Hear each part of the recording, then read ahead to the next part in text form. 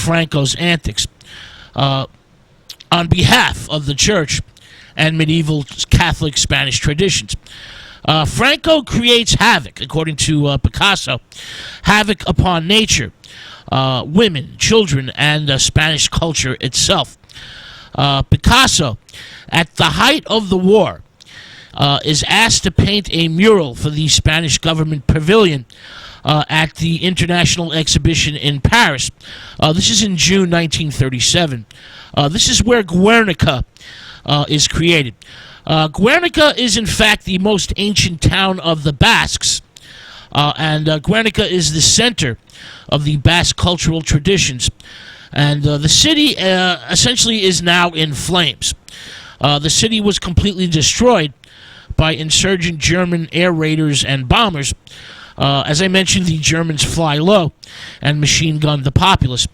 Picasso begins these sketches for Guernica and outlines the composition on a very large canvas. The painting undergoes various alterations in the course of the next 3 weeks. These stages are photographed by Picasso's lover, Dora Maar. Picasso also completes the second plate for Dreamlie and publishes his etchings with his own poem and gives all proceeds in aid of the Spanish Republic. Picasso feels stirred and feels a strong and defiant connection with the left-wing Spanish Republicans.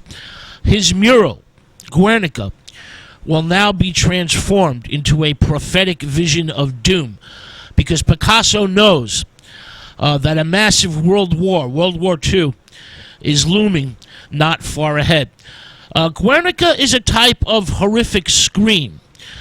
Each mouth is open except one.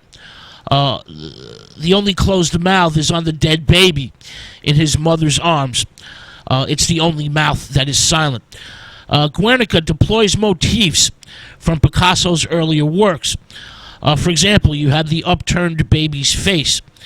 The supplicant hands are held aloft of the women in the burning buildings.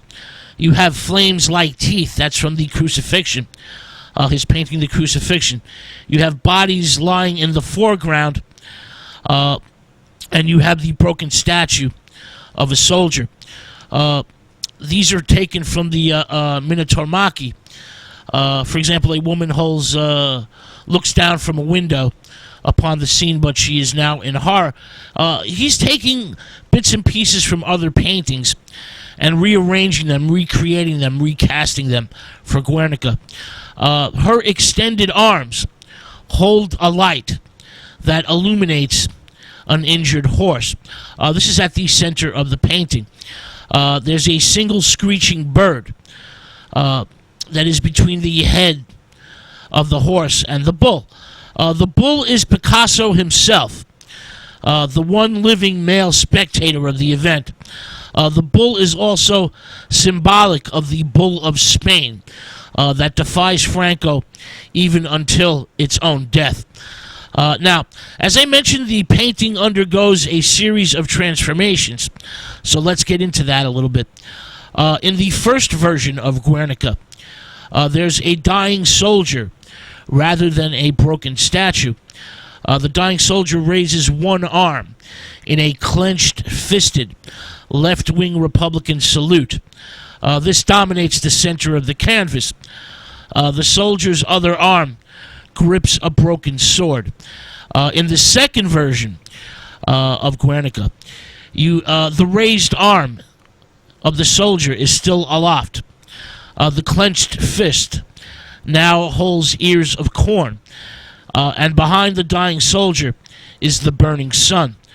In the third and final version, the dying soldier has become a broken statue. His once raised arm now lies in the left bottom foreground of the painting. The hand is open in a gesture of pain. A screaming horse's head has now been added to the painting, and the burning sun has become an electric light. All defiance has been removed from the art. all hope has been lost over the course of the 3 weeks of the creation of the painting, and darkness has won a victory. The symbolism of the painting resists precise interpretation, despite several traditional elements. You have the mother and dead child, which of course is descendants of the Pieta. You have a woman with a lamp, which is a reminder of the Statue of Liberty. The dead fighter's hand still clutching a sword. Well, this is a traditional emblem of heroic resistance. You also have the contrast between the menacing human-headed bull and the dying horse. Guernica does not represent the event of the bombing of the city itself, but evokes the agony of total war in a series of very powerful images. The figures in Guernica have a terrifying eloquence to what they are, not what they mean. Anatomical dislocations, fragmentations, represent the stark reality of unbearable pain and suffering. Picasso uses black, white, and gray coloring. This serves as a vehicle of overpowering emotion. Guernica is criticized by both politically left and right-wing critics. In 1938, the painting tours around Britain. It's sponsored by the National Joint Committee for Spanish Relief. Hundreds of thousands of people go to see the painting, and Guernica becomes the object/subject of much press and media attention, not to mention debate. Guernica becomes a type of intellectual poster, an ambivalent and uncomfortable view of the violence and horror of war. Guernica also goes on exhibition at the Museum of Modern Art in New York City.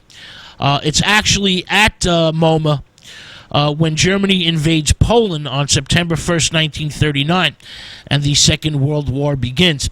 Picasso gives Guernica and his other works that were included at the MoMA exhibition, well, he puts them on extended loan at the museum. Franco is, of course, dictator for life and will rule in Spain until his death in 1975. And Picasso does not want Guernica to reside in Spain during Franco's lifetime.